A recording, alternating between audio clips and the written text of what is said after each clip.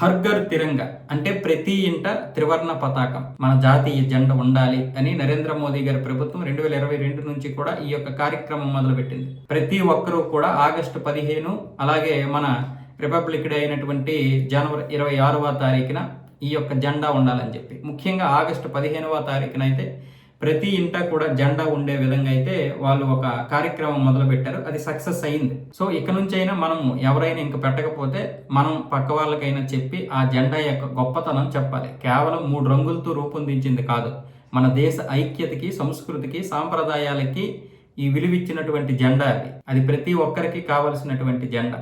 ఈ దేశంలో ఉన్నటువంటి శాంతి, భిన్నత్వంలో ఏకత్వం, సౌభ్రాతృత్వం, అలాగే మన సంస్కృతి సాంప్రదాయాలకి కాషాయం, ఇక శాంతికి తెల్ల రంగు, ఇక పచ్చదనం, మన సంస్కృతి సాంప్రదాయాల్లో ఉన్నటువంటి పంటలకి, ప్రకృతికి, మనం పూజించేటటువంటి విధానానికి పచ్చదనం. ఈ 3 రంగులతో అశోక చక్రాన్ని రూపొందించి ఈ యొక్క జెండాను రూపొందించారు పింగళ వెంకయ్య గారు, మన ఆంధ్రప్రదేశ్ వాసులు, మన తెలుగువారు. కాబట్టి మనం ఈ జెండాకి గౌరవం ఇస్తే ఈ దేశాన్ని గౌరవించినట్టు. ఈ దేశాన్ని గౌరవించడం అంటే ఆ జెండాని గౌరవించడం. అది కేవలం ఒక గుడ్డ కాదు, ఒక జెండా అంటే నీ అండ.